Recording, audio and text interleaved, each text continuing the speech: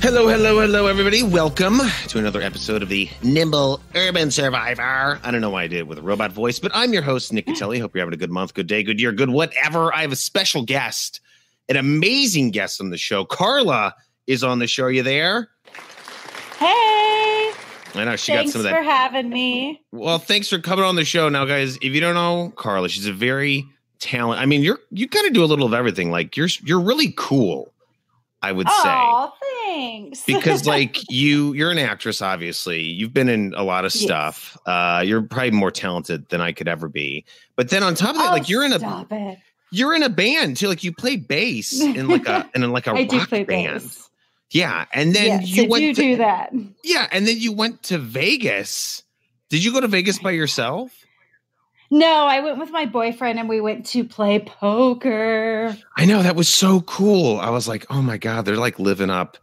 Like, that's the life I want to have. Like when I have my midlife crisis, like I want to get back into the gambling and trying out for a rock band and like all that cool stuff. Like that's awesome. I can just imagine you like sitting at a poker table, like a cigar out of your mouth, like just beating a whole bunch of like 60-year-old men at like Texas Hold'em or something.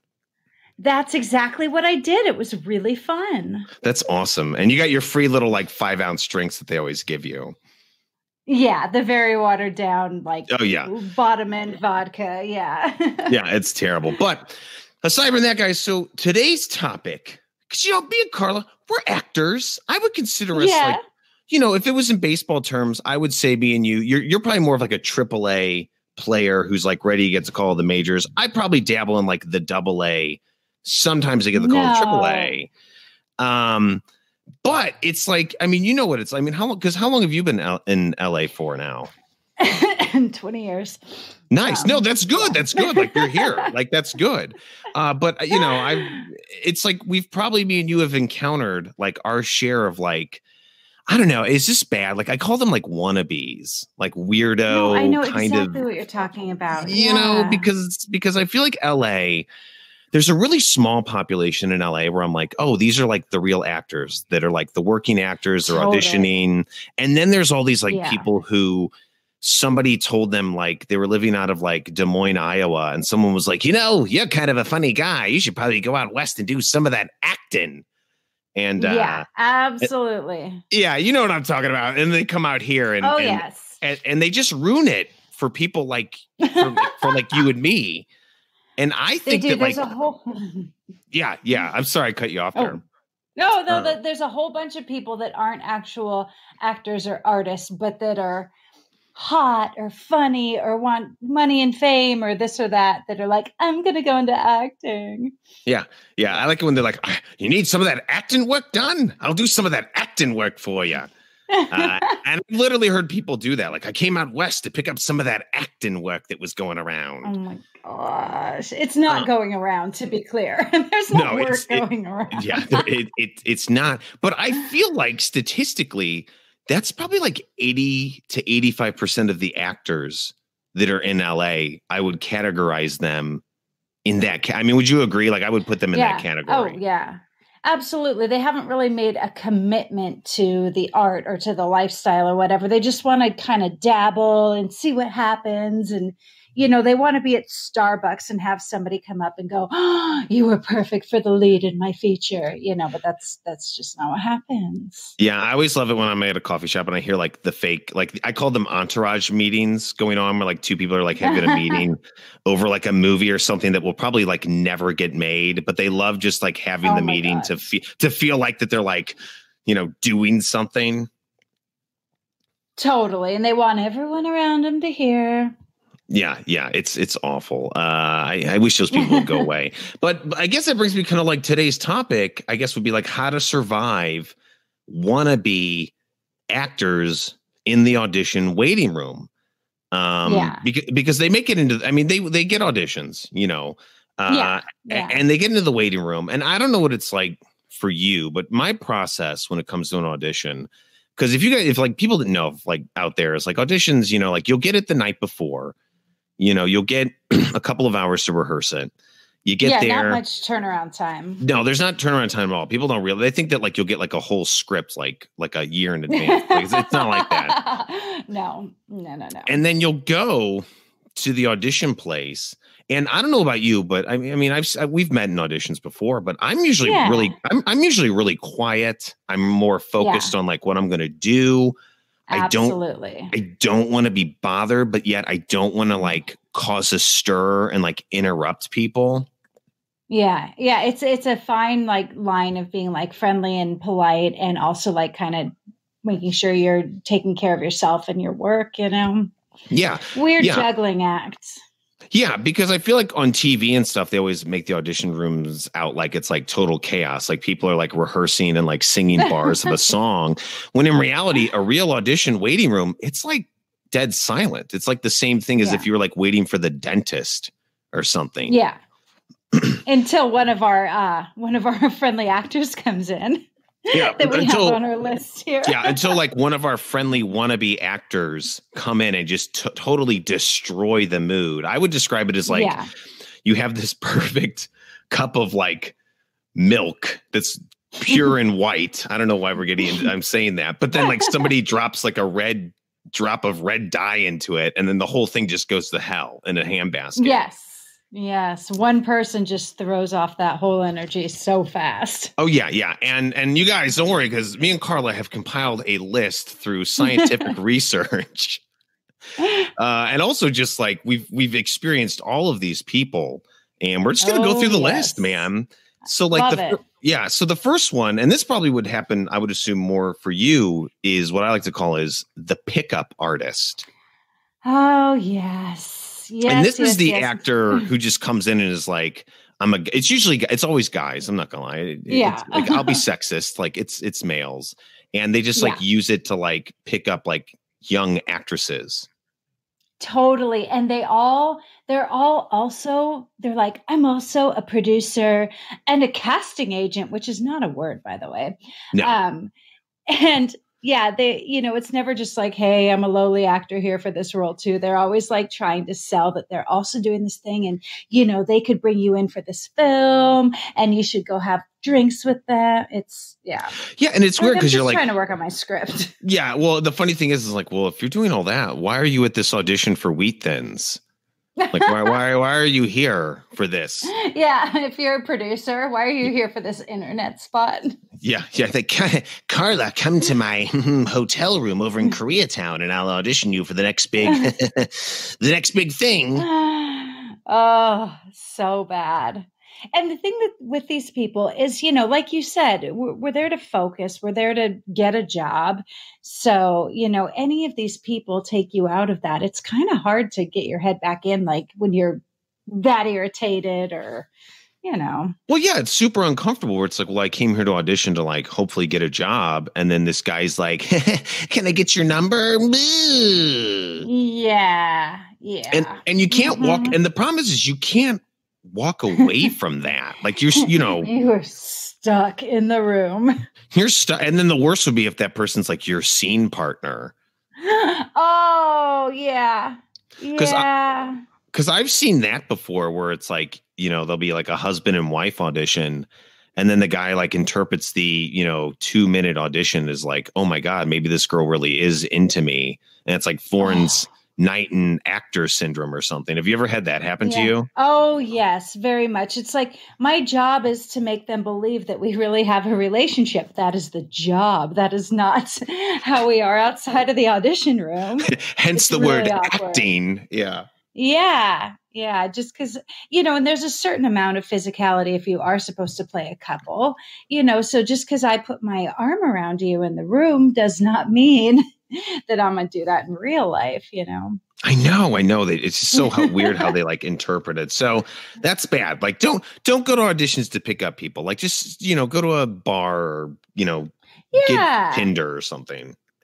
Go to Ralph's. Go to Ralph's. Plenty of places to hit on people in LA. The audition room is not one of them. No, go to the coffee section at Ralph's, and then you might meet your which brings me to our next one. I call this one this is the first timer.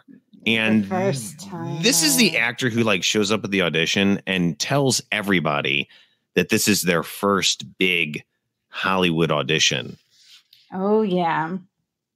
Yeah, And they start asking you questions about, well, how long have you been here? Do you have an agent? Are you in SAG? How did you get your SAG card? And it's, dude, not by doing what you're doing. Yeah, I remember one time I was in an audition and he was like it's always young people. I feel like it's always the young people. And this guy was asking me what agent he should go with. And he was like asking me all these questions. And I was like, dude, I don't know. I'm just trying to like make some money and like book this gig. Yeah. Like, I can't help you make like career decisions right now. Yeah. Yeah. Yeah. It's really weird. And then you're like, how did you even get here in the first place if you're this green? It's, yeah. Yeah, but it's really funny because I've even met those ones who literally will say like, even like when they go into like the casting room with the casting director, they'll be like, hey, everyone, my name's John Smith. This is my first time auditioning. And the casting director's like, I don't give a shit, dude. I have 3,000 other people I have to see after you. Yeah. Yeah. Like, stop talking. So true. And then I've had them be like, well, who's your agent? Well, do you like your agent? Well, can you set me up with your agent? And I'm like, you're a total stranger. And I don't know, but I'm guessing you suck. So no. Yeah, no, this isn't your time to like use me for your I'm not your talent manager. I guess that's how I would describe it as they like talk to us like as if like it's like, I'll take you to the top, kid. Don't worry.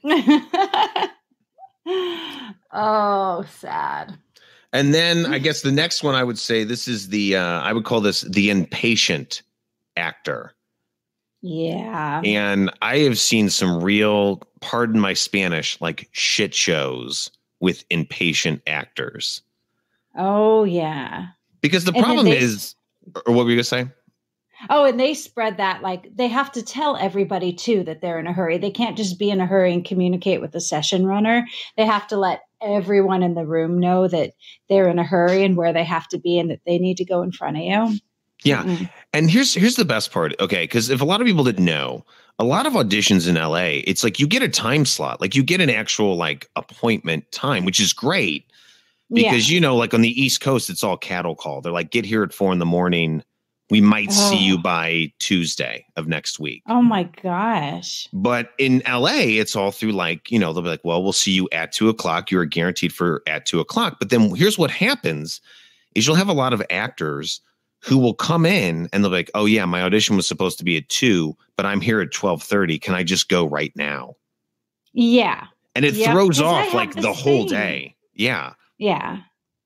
Yeah. And then they always like people always ask to go in front of you too, because they have someplace to be. It's like, hey, we all have someplace to be. You know, we're all in the same boat together. So no, you can't. Yeah, I'm the same way. Like I never speak up. Like I'm always one of those guys like, but I got to get to Starbucks or else they'll run out of pumpkin foam stuff. And I'm just like, okay. Yeah. And my whole thought is if I can't make it at that time for some reason, I'll communicate with my agent and they'll get me another time slot, hopefully, or I'll miss the audition, but I'm not going to expect everyone else to change their lives for my schedule. Yeah. And I think, okay, so the best story I ever have with this is I was doing an audition and they were way behind. I think they had a technical difficulty. And I mean, the room was packed. Like you've been to those rooms where it's like you might have to wait like an hour and a half, right? And so this guy comes in and he's a young dude and he starts talking. I always feel bad for the poor casting assistants because they always take like they are, I thought being a substitute teacher was like a tough job. Like being a casting assistant out in the waiting room is like the toughest job in the world. Oh, I can't even imagine. And so the best is this guy. And I mean, he's like not whispering or being polite. He's literally like kind of like almost borderline yelling because he has to get back to work at a bank that he works at. Oh, no. And so here's the best part is the balls on this guy. Instead of just signing his name and waiting, the minute the audition door opened up and like the people who had just got done auditioning walked out, he just walked in. No. Yeah. Oh, what a dick. Yeah. And I think they let him audition. Oh, that's not okay. And I was like, oh my gosh. God. I was like, dude, you're fucking ballsy, man. Yeah, that's crazy. Yeah. It's just disrespectful to everyone else who's like spending their time and day there. And, I love the one, my meter's about to expire. Everyone's meter's about to expire. Like, we've all been sitting here worrying about our meter. Like, get in line. Yeah, go park in the neighborhood. Like, I've had, like, for free parking, I've parked as far as like almost a mile away from an audition just to not deal with the meter. Yeah, to not worry about it. Totally. But yeah, man, I remember he just walked right in too. And I was like, holy crap. I was like, this guy. And it wasn't even for like it wasn't even like a SAG commercial or anything. It was just like a non-union small thing. Oh my gosh. That's funny. You're like, well, obviously if you have to get back to your banking job, you're not really doing this professionally. So yeah, let's just calm down there, buddy. Yeah. So let's go. Okay. So the next one, because I thought this was fun that you were telling me about, was the woman who asked you to watch her baby while she went in the, you got to tell me that story. Okay. I could not believe this. Now you have kids and you look like you're an amazing dad, but to be clear, I don't have kids. I don't have any maternal instincts. I never babysat. I'm not the person you leave your child with. And I was at this audition and it was like a spokesperson commercial. So there was a ton of dialogue. I'm focused. I'm working on it. And this woman comes up and goes, can you watch my child? Very small child, like very, very small child. Well, I go in the room and I was like, I don't know you. Why are you asking me to watch your child? I might be psychotic because a lot of actors are. Yeah. And I was like, I also don't really know what to do should something happen with your child because I don't know children. So I was like, hey, I'm sorry. I'm just not really comfortable with that. And I need to get my head in this script. And she got so pissed. Really? Yeah, that like blows my mind. Yeah. But I was like, you should not ask strangers to watch your child. That's not, I mean, I wouldn't ask a stranger to watch my cat. Like, no, I don't even feel comfortable like watching, like if someone's at a Starbucks and they have to go feed the meter and they're like, can you watch my like laptop? Like, I'm not even comfortable with that. No, because you don't want to be responsible for somebody else's things. It's weird. Well, especially like their human child. Yeah. I was very, very creeped out by that. And then the funniest part was her getting so mad at me because I was like, no, you're the one that needs some serious like parenting advice. I'm not the one in the wrong here. Yeah. Because like, I mean, I've brought my son to like 1 or 2 auditions and I just take him in the room and just give him like a big thing. Yeah. And I just give him like a big thing of like Cheez-Its and he just eats the whole and just keeps him quiet. It's like feeding an animal. Like he just gets throwing food at him. But I would never like ask a random actor. Hey, it's like, hey, I know, we just met 5 seconds ago, but can you watch my 2-year-old son and not kidnap him, please? Yeah. I was like, how does she know she's going to come out and the kid's still going to be there and I'm still going to be there, Yeah. So weird. Weird. Oh my God. That's a weird one. I would say the next one I find is super weird is I call this dressed for the part. And this is the actor, if you guys didn't know, who will literally like, if he's auditioning to play like a cop and he gets like 2 lines in an episode of the show, he'll go out and rent or buy like a whole cop outfit and then wear it to the audition. Yeah. Now, I don't mind dressing in, the gist of the role. Like if it's for a rocker, I'm going to wear something different than if it's a mom. Yeah. But like, I know what you mean when they come in the full on like Halloween costume. Yeah. Cause the rule of thumb is like, you kind of dress the part. Like you kind of like, like if you're going to do like a rocker, you probably wear like, some jean shorts, boots, you kind of look it, but you don't go like full on 1,000% in. And the best story I have for this is I did a voiceover audition once for Kentucky Fried Chicken. And it was for Colonel Sanders. And it's a voiceover. So you don't see me or anything. It's like a Southern accent. And so I show up at the audition and there's a guy there.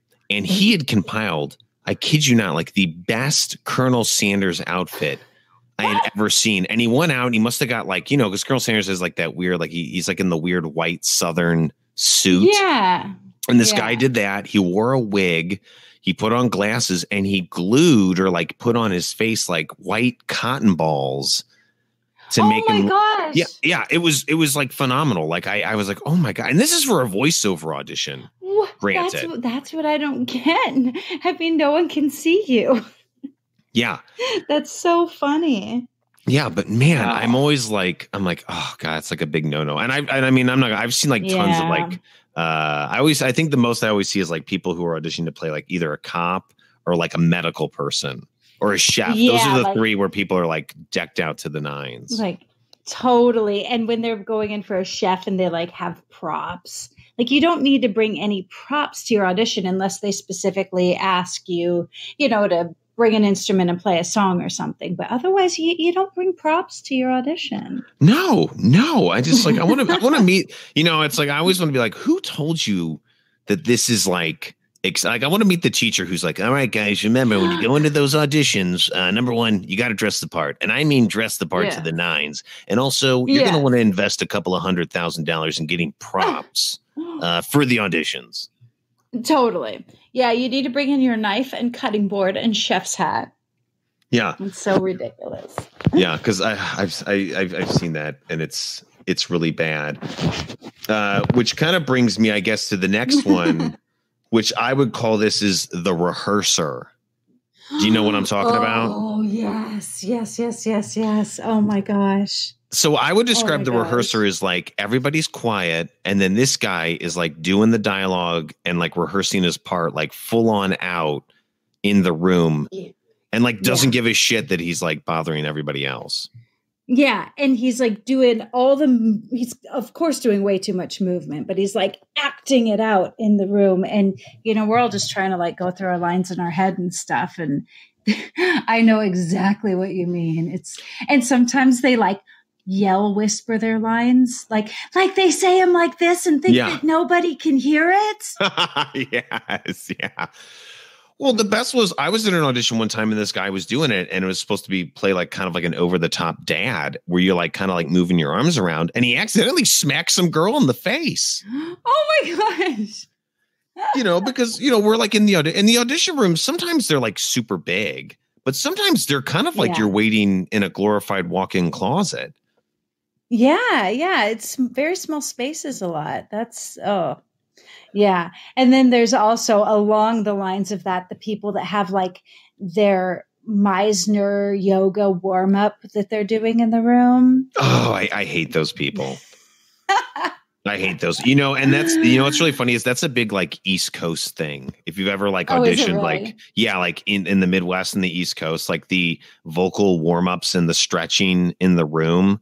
It's like, oh my God. Like it's like la la la la la la, do do do do do do. And then they go in and say one line, like on a medical show. Yeah, I love all those. The one line's like, "Thank you." Yeah, and they have to do like the full physical and vocal warm up for that. Yeah, and meditate. Oh yeah, I've seen those guys. I've seen like the or they're like they're doing all that. And then I saw one time a guy, he was like doing these like weird stretches in yoga and. Yep. I've seen the yoga girls at mine for sure. Yeah. It's funny because part of me kind of admires them. I'm like, wow, like you really just don't give a shit what people think, do you? Yeah, no, that's true. That I guess there is something to be said for that. I try to just keep to myself and not be totally annoying, but some people are fine with being totally annoying. So. I know. They don't. Good for them. Yeah, good for them. Which kind of brings me to this one is I call this the real asshole is the insulter, like the person who literally wants to try and tank your audition. Yeah, yeah. And I've had that happen before. Like you go in the audition room. And I mean, they will say shit or do something to try and make you like look bad. Like insult your credits or your resume or, your agent, what have you. Yeah. And the best story I have for that was I was auditioning for a Snapple commercial. Snapple, delicious drink. And we had to pretend like they brought us in groups and we had to pretend that we would like take a sip of a Snapple and then like, talk about it or something. Okay. And so I remember this guy. I will always remember this guy because he totally like tanked me. And he was like this short, fat, bearded guy. And he had this like really obnoxious voice like this. He sounded like an old gangster from like the 40s. He's like, I'm here for the audition for Snapples, see? and like they gave us like Snapples to pretend like we're drinking. So, like we didn't like take the lids off and like actually drink it. But I actually, I when I pretended like I was drinking it, like my lower lip touched the bottle. Okay. Which to me, that's not a big deal. You know what happens? And this guy made a big deal out of it. Oh my this God. Actor made like a huge deal out of it and was just kept like nonchalantly like insulting me because my lip had touched the bottle. Which is really none of his business. Yeah, because it's like, dude, like I'm not gonna lie, like there was probably like 50 people before me that did the same thing. Touched that, yeah. Yeah. And I just remember, man, he was like just insulting me about it. And, I knew like, I was like, well, I'm probably not going to get this because the casting director's like, well, neither of these guys are going to get this now because they're both, yeah. Yeah, because this guy's a douchebag and then this other guy, whatever. Yeah, but I always remember. I remember like having like, oh, if I ever see you again. I actually had an actress be a total insulter at a photo shoot. I was getting my headshots done and she was the next one in after me. And I guess she got there a little early and I was getting like some really fun character-y shots, like, a rocker and edgy and homeless and all this stuff. And she was like, oh, you're so lucky that you can play character roles. My face is just way too symmetrical for that. I always just have to play the leading lady. Ooh, boo. And I was like, wow. Okay. And I went with it. I was like, yeah, it's great. I get to play all the fun roles and there's so much more work for people like me. I was like, screw you. But yeah, they'll say like these really passive aggressive, insulty things where they like pretend it's a compliment, but it's just like a jab. Oh, yeah. Yeah. I think it's an insecurity thing because they probably come in and they see the real talent. And then that's us. Yeah. They see us and they're like, well, these people are, this is the talented people. I got to crush them. Yeah. Yeah. No, but silly. And then I would say that brings me to, because, girl who puts purse in empty chair. Oh my gosh. It's so annoying. Your bag does not need a chair. And like, fine, if the waiting room's empty, cool. But I've been in waiting rooms where multiple people are standing and some girl is just like, my Prada bag needs a chair. So stupid. Yeah, no, I've seen that where like they put their bag up there and they have like all of their stuff, like a canteen of water, some chewing gum, some sort of weird body spray that looks like it was pulled out of the back of a strip club. Yeah. Oh, and I love animals. I love everybody's dogs, but don't bring your dog to the audition. Oh yeah. Like just don't do it. And don't put your dog on a chair. You know what's really funny? Speaking of dogs, this has made me think of this. I always like it when because I don't mind like if the casting office has like a dog, like they'll have a dog sometimes. But I love the actors that will like suck up to the dog to try and get brownie points with the cat. Like, have you met those people? Like they'll suck up. They're like, oh my God, you're beautiful. I love you. Like, let's go out on a date. Like, see, look at me.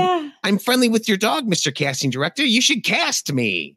Yeah, because that has what to do with your talent or if you're right for the part. Yeah, yeah. But that just made me think of it because I've seen those guys that are like, they like ooze all over like the casting director's dog who probably just came out. They're like, what's your doggy's name? How old is she? Oh, I love her so much. And I love dogs. I like will pet your dog forever, but like, calm down.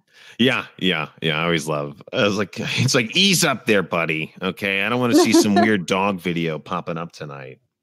Yeah. Oh my gosh. Let's see. Well, the next one, I would call this one, and this is one of my ones I hate the most, is the wannabe funny guy. Oh, yeah. And this is the one that's like always on. They always have to like, be like, I'm the funny guy in the room. I'm the funny guy at the party. Yep. I do improv and stand up. Everybody does. Yeah. Like, it's like, dude, like everybody does that here. Like I had that happen to me. Okay. I was doing a Zoom audition. Okay. And, I did it in my room, in my bedroom. And, like it's clean, but you can see my bed. And then the funny guy was like trying to be funny about like talking about me being in my bedroom. And he's like, hey, you better pull that sheet down a little lower. And I'm just like, you're not funny. No. And they try to like make everyone in the waiting room laugh like that's somehow going to help their audition. Yeah. It's so weird. Or they'll try and like make the casting director laugh or something. Like they'll get in the casting room and then they're just like, it's like they're trying to do like a shitty stand-up set. That they practiced at like 1 a.m. or something at some like small little bar. Yeah, they're just like on, like they walk in the room and they're like, it's showtime. Like, hey, everybody, my name's Craig. I'm one of them actors. Who's ready to laugh? Oh my gosh. I can't.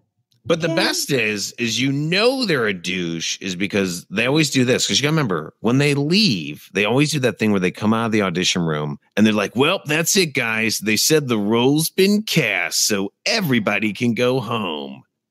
Oh, my gosh. If I had $1 for every time somebody came out of the room and said that. Oh, fuck. I'd be a billionaire. Yeah, like I could not act anymore. It'd be fine. And it's like, it's not funny. It's not even funny the first time. So let's or I love the one too, where they're like, hey, I'll see you on set. Yeah. Like, okay. Yeah. They have to like make their exit. Yeah. They're like, good luck, but the role's been cast. Waka, waka, waka. Oh my gosh. Yeah. Oh, what's wrong with people? You know what? If we figured that out today, we would probably be considered like psychiatrists. I mean, we'd probably win like the Nobel Peace Prize. Yeah, it'd be like the best thing to come out of 2020. Yeah, they're like, these guys figured out how to, what's wrong with crazy actors. Which kind of brings me, I guess, to like, I would say the impersonator. Okay. And this is the actor who like bases their whole career around like a real famous actor. Yeah. I know what you're talking about. Yeah. And the one story I have for this was I was in an audition and this is an older gentleman. And I think he had to play like the grandpa. Like we were doing group auditions for families and he was the grandpa. And here's the funny thing is like, if you have to tell me who you're impersonating, you're probably not a good impersonator. Yeah, you're kind of failing. Yeah. And so he was impersonating, and I don't know if you know this guy, but Colin Powell. I know Colin Powell. The general from, I guess, Desert Storm. And he just started talking my ear off about like, I play Colin Powell at events because I look like Colin Powell. And I just was like, dude, like I was probably like 8 when you were, when Colin Powell, like I was a kid when that was all probably going down. But man, he just talked my ear off for what felt like hours about being like a Colin Powell impersonator. Yeah. Yeah. I so know. And yeah, because the whole time I'm thinking, I'm like, well, number one, like, who's hiring you? Like, who's like, hey guys, man, we're having a bachelorette party tonight. Who wants to get a Colin Powell impersonator in here? Oh my God. Yeah, I can't think of anybody that would be like, hey, let's have Colin Powell come do a strip show for us. Yeah, they're like, hey guys, man, I know here tonight at Sigma Chi we were going to have a rager, but dude, we got our hands on a real Colin Powell impersonator and we're going to have a Desert Storm lecture. Oh my gosh, that's hilarious. Yeah, I was at an audition once and there was a blonde woman in the waiting room. And she was talking about how she always like Margot Robbie always books her roles. And I was just like, the only thing you have in common with Margot Robbie is your blonde hair. That's it. That's literally it. And I just don't think that you being here at this commercial, I don't think you're going out for the same roles as Margot Robbie. I just don't think that's happening. Yeah, I like that because I remember one time I met this like really older actor who was like probably in his late 60s, and he goes, "It's tough for me because I have to compete with people like Robert De Niro," and he just named off all these like actors that were the same age as him, and I'm just kind of like, I'm like, I don't know if that's true or not because we're at a improv sketch audition right now, so I don't know. But he's like, are they going to pick me or Robert? I just don't know. Yeah, he's like, it's tough, being a 60-year-old man because Robert De Niro's taking all my parts. I'm like, yeah, but you look like you're Irish. Like, I don't see the resemblance. But it was funny because he was like, they get dead serious about it. They're like, yeah, man, it's like, it's Tom Cruise's fault, man. If Tom Cruise wasn't like booking all this stuff, like, I guarantee, like, I would be in Mission Impossible. I'd be in Mission Impossible right now if Tom Cruise was like not booking all this work. And I'm like, how old are you? I'm 22, and Tom Cruise is like in his 50s, but still, Yeah, he's getting all my parts. Yeah, I'd be in Mission Impossible instead of like this non-union, low-budget internet spot that's going to air locally. Yeah, I'm just glad that Tom Cruise didn't find out about this $50, finance app commercial because, man, he probably would have just like taken it from me. Just taking my role again. Yeah. No, I love those, which kind of brings me, I guess I would say this is the introducer. And this, okay, so this is the one where like you get in the casting room and you know how it is, Carla, like they'll just be like, tell us your name and maybe like one thing about you. Right. And so like, I would just be like, my name's Nick. I'm a dad. That's it. Mm-hmm. Like yours is probably like, I'm Carla and I'm a musician. That's literally every time. Yeah. Boom. And then you'll hit actors who are like, my name is Peggy Sue. I'm a mom. I have 3 kids. I climbed the top of the Mount Everest one time, and I actually invented the formula for Triscuits. And then they try to have a chit chat with the casting director too, who's usually running behind and trying to keep things organized and keep things going. And then they're like, where did you get your shirt? It is so cute. Yeah, they're going to cast you because you complimented their shirt. I don't get it. It's true. Like they're like trying to have like a conversation. I don't know. I feel like it's like anything that can make me more memorable and score me brownie points. Yeah, where it's like you're actually just making yourself more annoying. Yeah, it's doing the complete opposite. Yeah. Do we sound like a bunch of haters? No, you know what? I don't sound like a hater because I think a lot of actors who would be listening to this would agree that, it's like, how it is in this biz. It's like when you get an audition, you want to go, you want to be prepared. You don't want to be bothered. You want to do the best you can do. And there's a lot of people out here who aren't actors and they don't respect it. That's very well put. Yeah, absolutely. And it's not fair to the people that are really committing to it.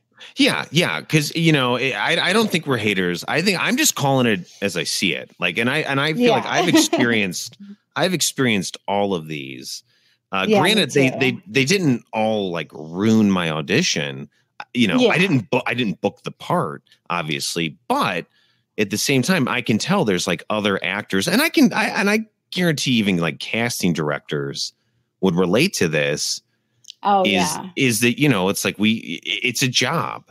Just because the casting directors, I mean, they just be prepared, know the lines. Let's record it because you're not the only. I have to see like probably like 200 more people after this. Yeah. Yeah. No, I think they would, because I think everything we see on our end, they probably see on their end tenfold. Oh yeah. So, Yeah. And like this one, I've seen one time I saw an actor blow up at a poor casting director because the casting director, because, they changed stuff at the last minute. The client was like, absolutely. Well, we wanted, they wanted the character to be angry. Now they want the character to be like funny. And then the actor will be like, we'll get an attitude and be like, well, I've been rehearsing this all night and I've, I can't just change it on a dime. and I'm like, dude, like that's your job. Yeah. I'm like, this is it's acting. Like you have to act like you're happy. I don't know. Rocket science. Yeah. Like, I don't think we're being negative. I'm just kind of calling it how I see it. Yeah. No, I love it. I love it. Yeah. It's Yeah. true. Yeah. Oh, speaking of, can I? Yeah, go for it. Oh, I was going to say, speaking of actors being lame at auditions, I was helping cast a play and I was a reader for it. And the director asked the guy, he said, there's no contact info on your resume. If I want to call you, how do I contact you? And he's like, you can look me up on IMDb.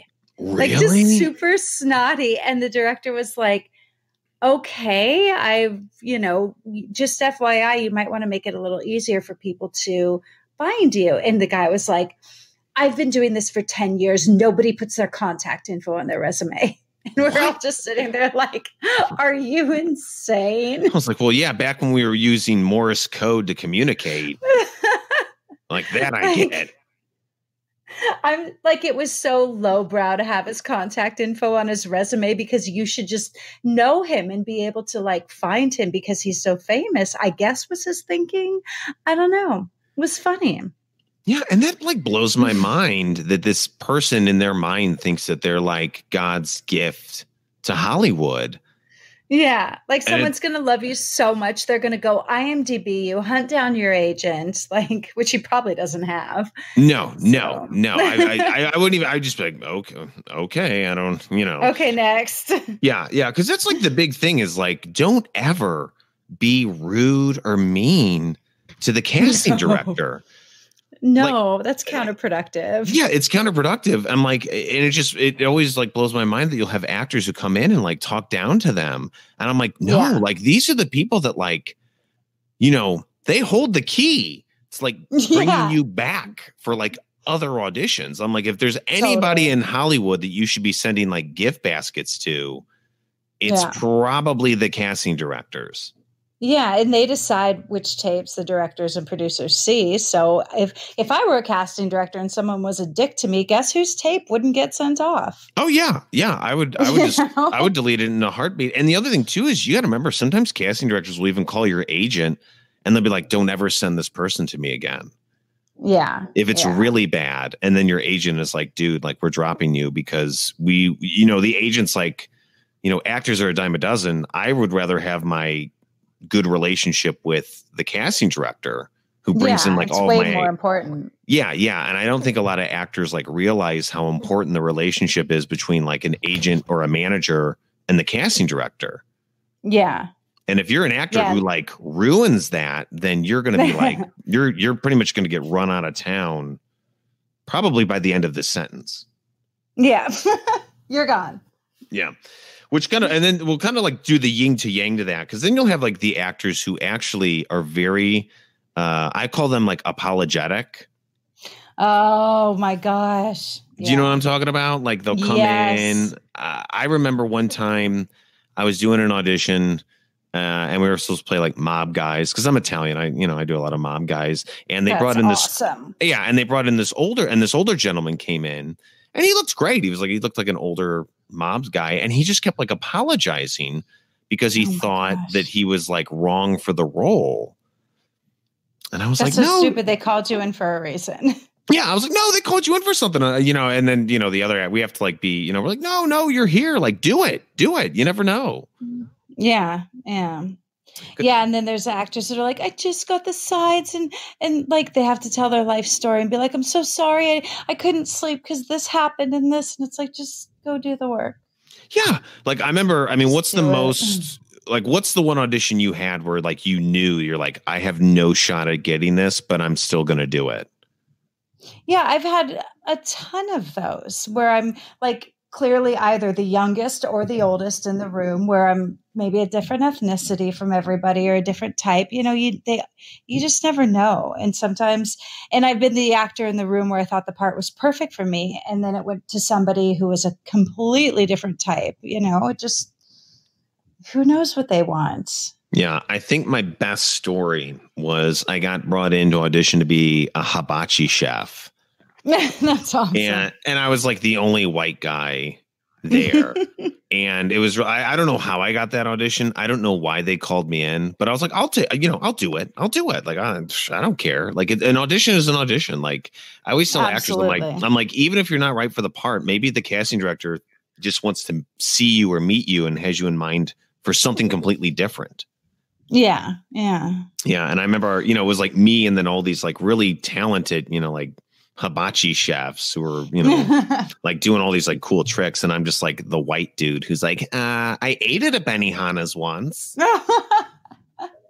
Like, I'm going to make some meatballs. Yeah. I was like, I'm going to make it a spicy meatballs. That's a Maya hibachi. They should actually, that's a good idea. They should have an Italian restaurant where it's just like an old Italian woman and she just cooks like a hibachi chef, but it's all like Italian food.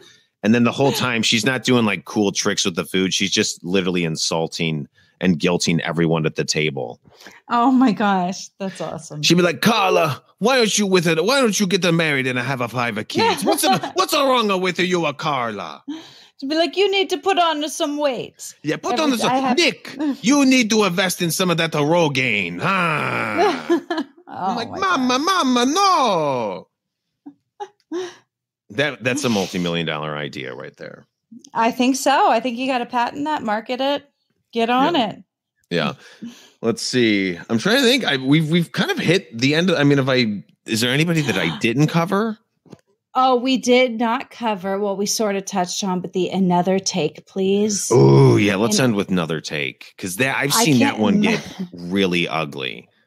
Yeah. Yeah. And I've been in rooms where they're like, no, we got everything we need. Thanks. And the actor just keeps pushing and pushing and pushing for another take. And it's really uncomfortable. Yeah. Because typically they give you get like 2 takes. I feel like 2 or 3, and because the first one, they just want to see what your version of it is. Yeah. And then they'll give you another take just to they'll give you a little bit of direction. And then they sometimes will give you a 3rd take and they'll have you do like something completely different. Yeah. But yeah, I've seen actors in there. I was one time and I was with a young lady and we just played like a couple who was, I guess, going to like get carry out at a restaurant. And I mean, like, I don't know. I mean, I don't know if she got it in her head or whatever, which can happen. But man, she got really aggressive about wanting to get like more takes because she wanted to make sure that the client got the absolute best take, which you and me know that you can fall down a rabbit hole very quickly being upset with trying to find like the perfect take. Absolutely. Yeah. Self-tapes can get like that. Yeah, you gotta just stop at some point. Yeah, and I just remember the casting director was like super. The casting directors are always like super polite about it. He was super polite. It's like, no, he goes, I think we got it. I think we got it. And the casting director thinks that you got it. Then there's nothing. It's stupid to push the issue. Yeah, don't push the issue. But man, she kept pushing, and I felt like just like this awkward. I felt like an awkward kid.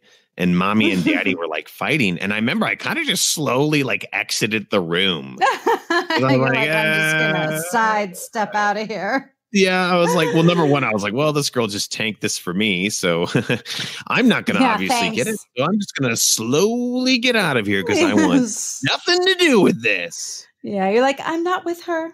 I'm not. Yeah. But then as I was leaving the room, she was like cursing. And oh my gosh. Like, yeah. And she's like, this is fucking bullshit. She's like, like I prepared for this. I want my best take. And granted, yeah, remember, this wasn't like a SAG commercial. This was like a non-union, you probably got paid like a couple of $100. Oh my gosh. Well, your job is to go in there and do your best take and not to like waste everyone's time trying to get to it. Sorry. Yeah.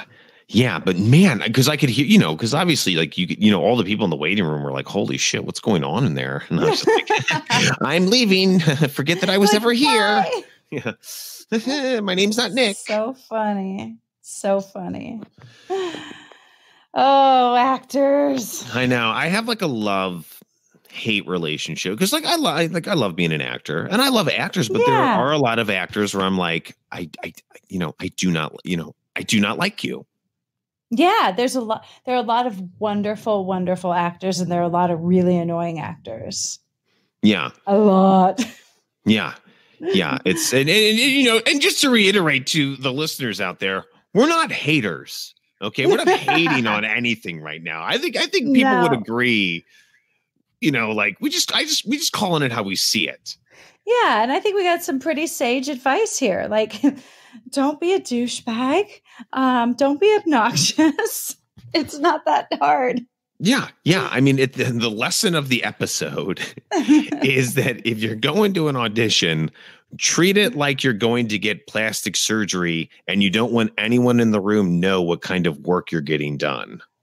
Ooh, I like that. And that's my analogy on how to be a perfect actor. Because, you know, when you start doing those things, like you get a reputation easily. Yeah, big time. And then, you know, like if you're making the casting directors upset, then they're just never going to call you in. Yeah. And this is a small town. Like it's a big town, but it's a tiny town as far as like the actual group of people that are working and making things happen. You know, it's a tight-knit community. So yeah. You don't want to be that actor. Yeah. Because once word gets out on the streets, that's like, you know, you're difficult to work with. Like you're pretty much going to, you know, get yourself run out of town in a matter of like minutes. And it's really sad. So again, no haters here. We're just teaching a valuable lesson. You know, respect the audition waiting room. Oh, I like that. Yes. Yeah. See, yeah, there we go. Expect the audition. Yeah.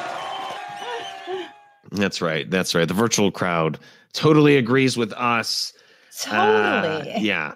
Yeah. But that's kind of, we're coming to the end of the episode here. I mean, Carla, anything else to add? Well, I just think that we should share with them the fabulous commercial that we worked on where I got replaced by a dog. You did. So if you guys didn't know, me and Carla. But you were great in the spot, by the way. You're hysterical and it's aired like crazy. And I love seeing you on it. Yeah. Thank you. Thank you. And remember, it was like 100 degrees that day too. It was a hot day. It was so hot, and they had me in like a sweatsuit, and we both had paper bags over our heads. Yeah. Couldn't breathe in them. Yeah. And so, cause it's Carfax. It's great. It's a great commercial, by the way. I love the commercial. Yeah. And, that whole campaign's hysterical. Yeah. And we're husband and wife. So me and Carla are a married TV couple, if you guys didn't know. And I remember we were out in the valley and it was hot and we had bags over our heads. And I just remember like it was like 98 degrees in the valley. And it was like you and the dog. And, you know, the dog, like, I get it, you know, he's okay. He was so cute. You know, he was super cute. And I think the thing that made the dog super, super cute is they cut like a big hole so you could see like his cute, like dog snout and doggy eyes. Yeah. Yeah, it was, but basically the commercial was Nick with his paper bag, and then I was his wife coming out at the end saying one line and then going off for a jog. And then they did an alternative ending with this adorable puppy, and the dog came out, and I was like, well, there goes my line. I just knew. I was like, I would use the version with the dog too. I mean, come on. But you know what? Like, you never know because of like COVID going on right now and like no one's filming anything. You know, they might bring that version out. So fingers crossed. That would be fabulous. Fabulous. They like dusted it off because it was really funny. Yeah. The most I ever saw the commercial play was during the XFL. I don't know what that is. So it was the Extreme Football League. It was like that new football league that they tried to do in the spring. And then like COVID got it shut down. But I was like watching the games because I like football. And I mean, man, I would see that commercial like almost every commercial break. That's awesome. Yeah, it's just me. Awesome. And it's like I love the bag. But then again, I'm like, man, I wish they'd get rid of the bag. Or like I wish they would have like at the end of the commercial, like the bag blows off my head and I could be like, you can see me. You're like, look, it's me. Yeah, please. I swear to God. So funny. So funny. Because I have that obviously like on my reel. And I had somebody ask me, they're like, is that really you? Or did you just like steal somebody else's commercial and put it on your reel? Gosh. I was like, no. I go, it's me. It's me. That's so funny. Yeah. Yeah. Well, maybe one day we'll get back together for something else. Yeah, that was fun. Yeah, that was a fun one. And then we were going to do like the improv comedy stuff, and then COVID just like ruined everything. Well, we'll have to get back into that once life is back to normal. Yeah. Whatever that may be. Yeah, I have a weird hankering that it's going to happen probably like after November 3rd, and then things will change. I don't know. I feel know like November 4th. Like yeah, November 4th, they'll be like, yep, it's gone. We can do life now. Yeah, because I think Broadway and live theater in New York is shut down until May. Yeah, that's insane. I feel so bad for those actors. Like that's crazy. Yeah, because I don't know about you. I mean, because I've done like a lot of like self-tape auditions, and I've done like a few Zoom auditions. Yeah. But I haven't filmed or done anything since probably like February. I filmed one commercial and that's it.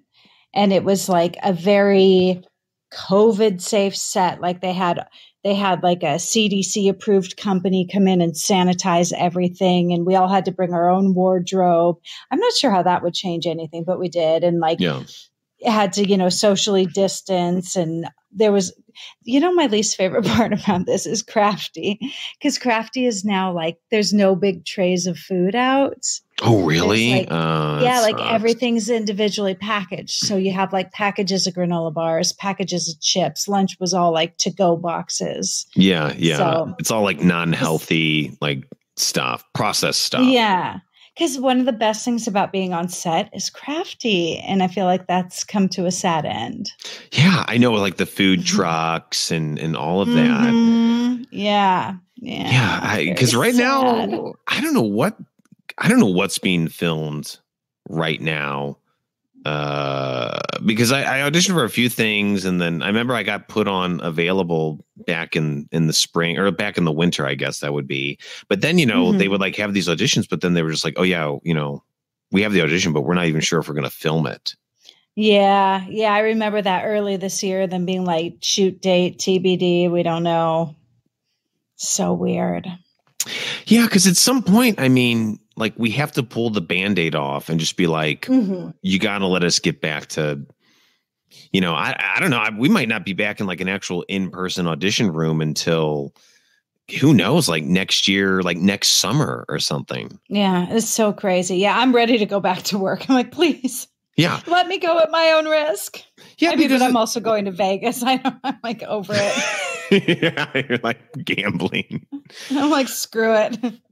Because it's like I've done the self-tape auditions and those are fine. I think the Zoom auditions are very difficult to do. Yeah, they're weird. They're definitely weird. And there's like that weird lag time, it's awkward. Yeah. I mean, it's just weird to me because at the end of the day, I feel like you still have to be like there. They still need to see you in person. Yeah. Versus all the Zoom stuff. But I have no idea like when it will be. Because at first I thought, I was like, oh, this is great. Like I don't have to like drive around LA and like, go from audition to audition. But now it's like I'm like craving to like get back out on the road. Oh, totally. I'm like, give me a reason to sit in LA traffic and pay for parking, please. Yeah. I was just like, oh, get me back out there. Come on, coach. Put me in, coach. Totally. I'll sit on the 405 at 5:30. I don't care. Yeah. I'll sit there just shouting curses at cars that can't hear me. Oh, I miss it. I do too. So hopefully maybe by the end of the year, maybe we'll be back in action. Oh, that'd be awesome. That's what I'm hoping for. But that's it. Carla, thanks for coming on the show today. Thank you so much for having me. This was so fun. Yeah. And guys, because Carla, you have a website, right? I do. Yeah, I have a website and all the social media crap. Okay, cool. Yeah, I know. We're like, yeah, you got all those social media things. All the social medias. Yeah, so I'll drop that. If you guys want to check out Carla, I'll drop her website in the episode description. Super talented musician. Thank you. Professional gambler, gorgeous, sweet, nice. She pretty much checks it off. So I don't know how that boyfriend hasn't slapped a ring on that yet. He knows better than to try. That goes along with my no kids. Oh yeah. No, I'm not gonna lie. Okay, I love my son, but then there's those days where I'm like, I love my son. Your son does look adorable from what I've seen on Instagram and stuff. He looks like a cool kid. You know what's going to happen? Yeah, he's got a lot of energy, and then what's going to end up happening is he'll be like the famous one, and then I'll just have to we'll just have to like join his entourage. Yeah, you're like, that's my kid. Yeah, it'd be like me and you following around. Like he'll be like in elementary school, hanging out with like a 5-year-old kid. I'm like, hey, what's up, Nick? Can I get you something, boss? Oh my gosh. He's like, get me a juice box, damn it. Capri Sun, now. Yeah, he goes, and don't make me have to shove my straw into that Capri Sun. You know I hate fondling with that shit. You got it, son. Straw I love it up you. for me. Yeah, straw it up. Straw it up. Oh, man. All right, guys. Well, that's our time. Thanks for coming to the show. Remember, if you want to be a guest on the show or if you have something you'd like to hear or talk about, remember, you can contact me through my website at www.catellicomedy.com. I know that there's a lot of amazing podcasts out there you could be listening to, so I appreciate that you take the time to listen to mine. And I know you're probably listening because Carla's on the show. How do you not listen to this episode? And that's it, guys. So have a good day, month, year, whatever. Carla, send us off and we will be out of here. Thanks so much for having me, and thank you so much, everyone, for listening. I hope you had a good time, and stay well. Stay well, everybody. Bye-bye. Bye.